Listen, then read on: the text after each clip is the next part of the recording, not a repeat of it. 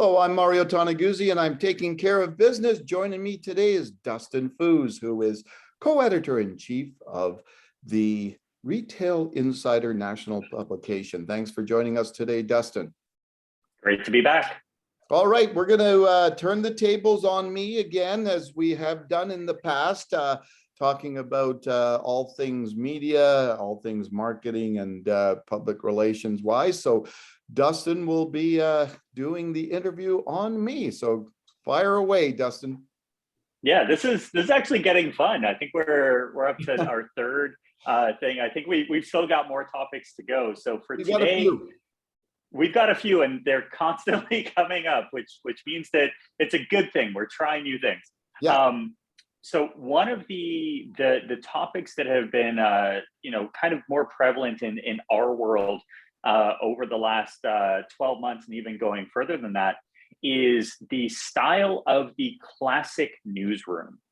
And I remember when I was a kid, I had the opportunity to go into the Kamloops Daily News building. And it was such an incredible thing. They had their news printers downstairs.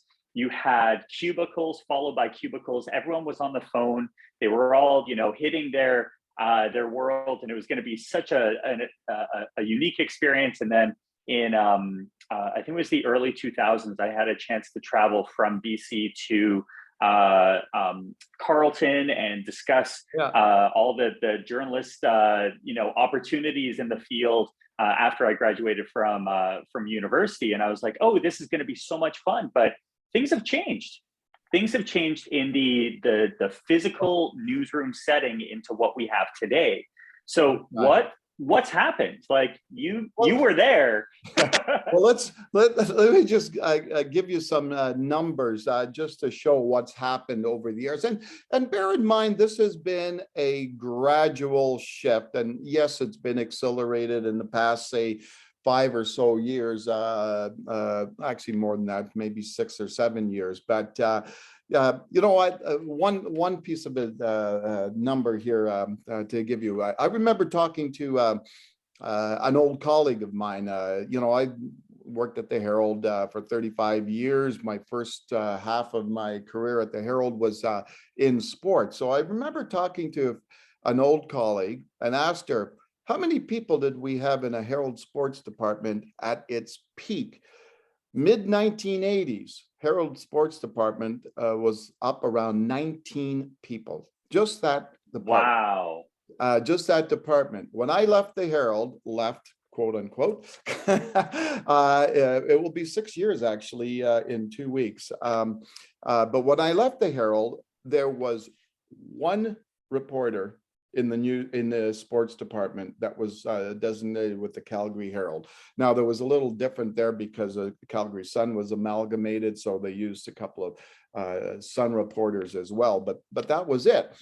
And then if you fast forward to that day in mid-January 2016 now, when the newsrooms across Post Media were gutted, and I was one of them included. When I left, there was one person left in the business department of the Calgary Herald who was writing daily news copy. One person. A few years ago, I don't know, 5 or so years ago before that, were probably about 10 people who were actually doing, and that's not counting the columnists, but those were people who were doing daily news stories. So that gives you a sense of how much it's diminished and been decimated over the years. You walk into a newsroom these days and it's a dead zone, right? Yep. It's a wasteland in many ways. And you know what? That's the same, across the board, across the country, different newsrooms, across different industries in the media, whether it's radio or whether it's television. So obviously, that has an impact on the ability of the mass media to cover things. Yeah, and we're seeing that in not just the niche markets. We're talking about community newspapers being gutted from top to bottom, because at the end of the day, it's all about the dollars and cents of the corporate ownership. Yeah. And so when you're seeing these communities go from 2 or 3 community newspapers down to a single website, and with websites, as we know, a lot of the news can change quickly, which means you don't have to be as on the ground as we used to. I remember discussing conversations with journalists and mentors of mine saying that this is how you write the story. It's a long process. You have to get your interviews, then you have to go and get your photos.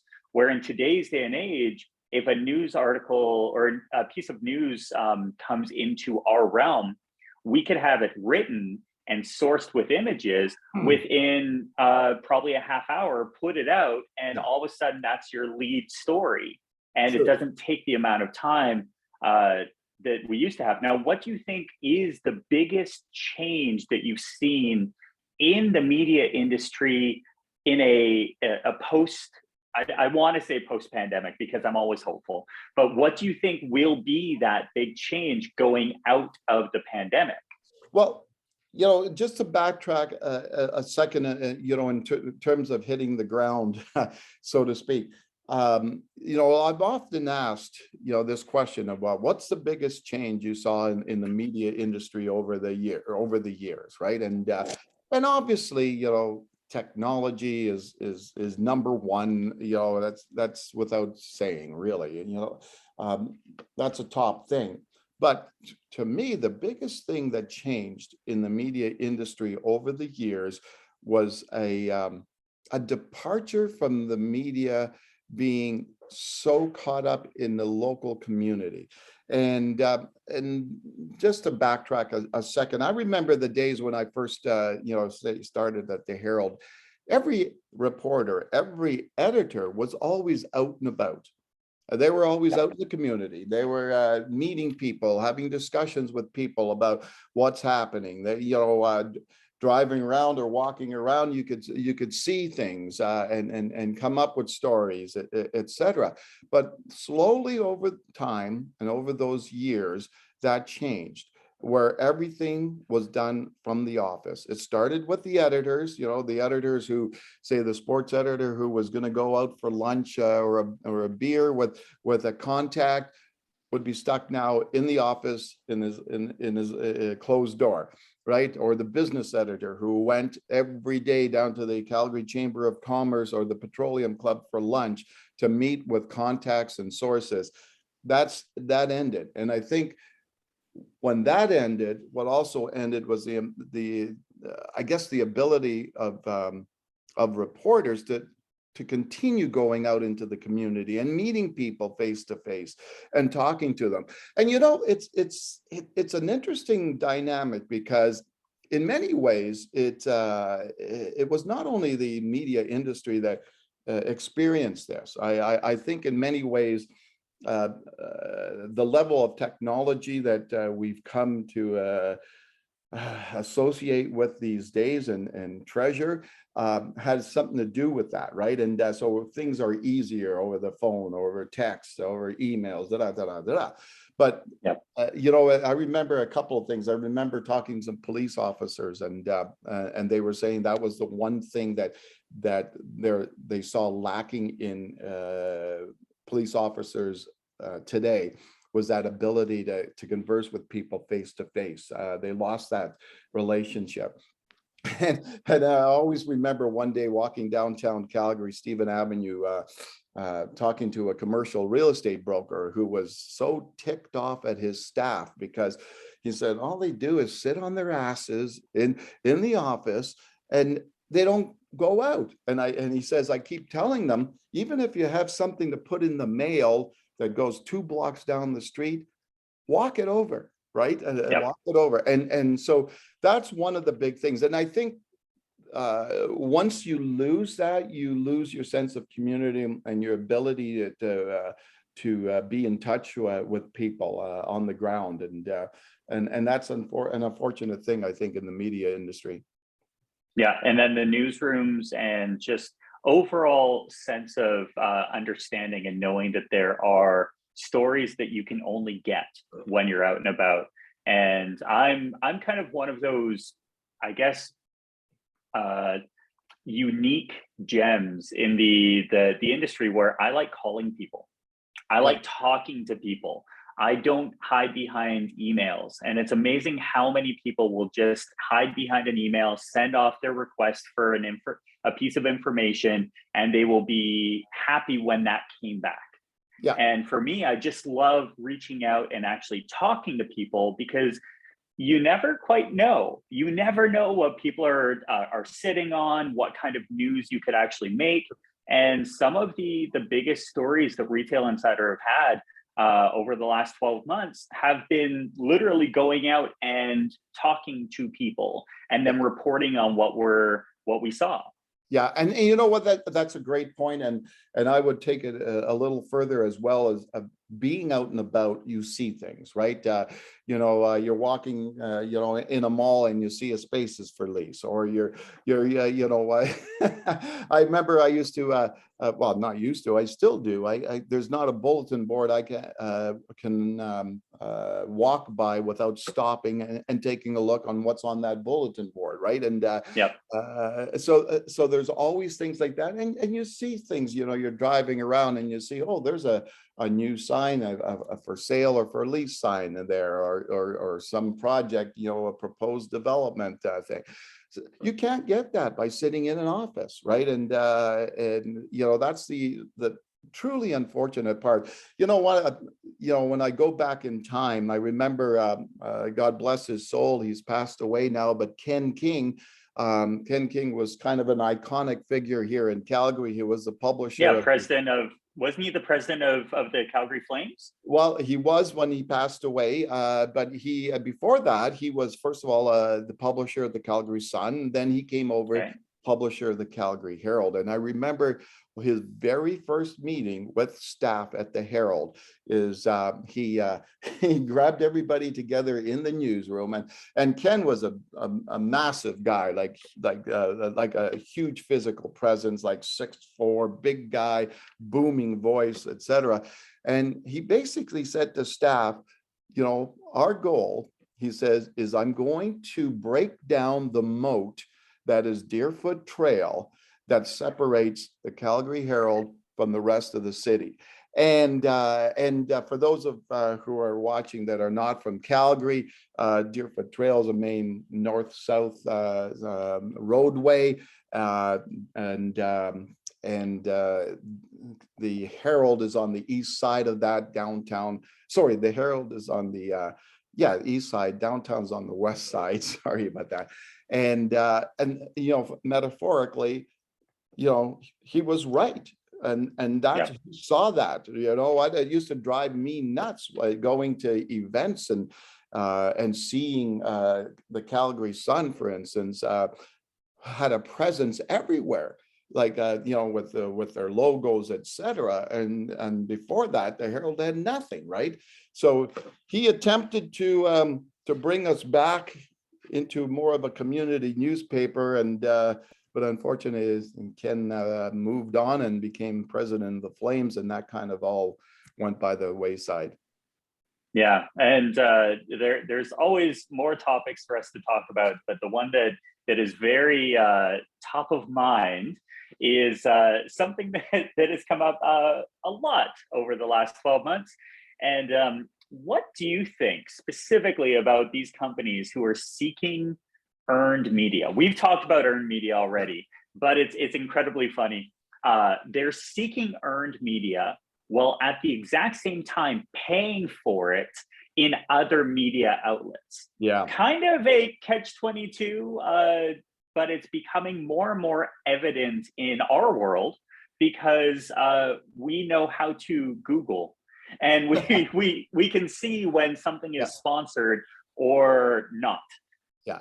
And you know what, that is kind of frustrating, right? And can you imagine yourself being a media outlet that, okay, so XYZ PR agency is contacting all media, right? And so you're a media outlet and you decide, yeah, this story has some legs to it. We'll run the story and do it as a news story. And then, as you say, then you find out that, oh, geez, you know what? These guys paid X number of dollars to have that story appear in another publication. So it's from a relationship point of view, it's not a good idea. And the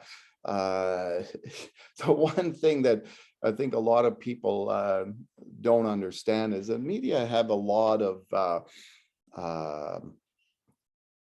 that's what I'm trying to say. Media have a lot of memory, right? And so they remember these types of things that happen to them. And when they feel quote unquote slighted in any way, it'll come back, right? And you know, and granted, yes, from the public relations agency's points of view, there are some strategic things that they're looking at, and yeah, they strategically they may decide that, yeah, you know what, we're going to pay whatever, a couple $100 to have this appear in Dustin's newsletter, but you know, we're going to hope that, say, Retail Insider does it for free. You know, yeah, fine, but they also have to remember that there could be consequences down the road. Not threatening anybody, right? But no, it's just conversations. think about it. It is natural to only think that way, right? Yeah, and that's something that when we're going through this process of new organizations reaching out, and we've seen it actually with PR firms that look after the earned side, and then the brands will have a different PR firm that looks after the paid side. Oh, yeah. And then there'll be different organizations and time frames.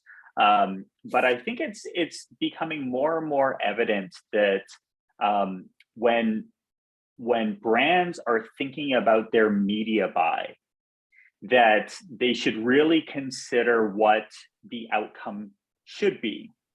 And if they're spending $2,000 or $3,000 to have a live Instagram story of something, realize that is only an Instagram story that's there for 24 hours, then it goes away. Yeah. And then the other side of it is, if you want to tell your story, what is your audience? And that's a big thing that's coming out there. So yeah, the earned media is a big thing. Paying for sponsored pieces, if you want to tell your story correctly, that makes sense. It's all strategic. Yeah. But the one thing that you don't want to do is pitch something as a news story, have it go out as a news story, because there are costs that are associated with that. Yeah. Like on the back end, the organizations that are paying to have news being produced, they have a different expectation than folks who are, you know, getting a sponsored piece, because it's a different algorithm. Yeah, exactly. And yeah, and I think that you know, when you look at it from an overall perspective, I think the best the best way to approach this is that it's either one or the other, right? Don't mix and match, and don't play different favorites with different media, and saying, okay, you know, here I'm going to go approach these guys with a earned media perspective, and then approach these other guys with no, we'll pay for it. You know, it's just bad. just wait until next week's show. I as you were saying that, the thing that came into my head is embargoes, and that's going to be the next conversation, which will basically entail what is an embargoed piece, what isn't an embargoed piece, and whether or not you should give pre-embargoes for certain organizations and then hold other news outlets to a different embargo. Good times. We'll chat about that next week. Just a little teaser there for everybody else. All right. Well, thanks, Dustin, for joining us today. That was great. That was a pleasure. We'll talk to you soon. All right, super. That was Dustin Fuhs, who is co-editor-in-chief of the national publication Retail Insider. I'm Mario Toneguzzi, and this has been Taking Care of Business. Thanks for joining us today.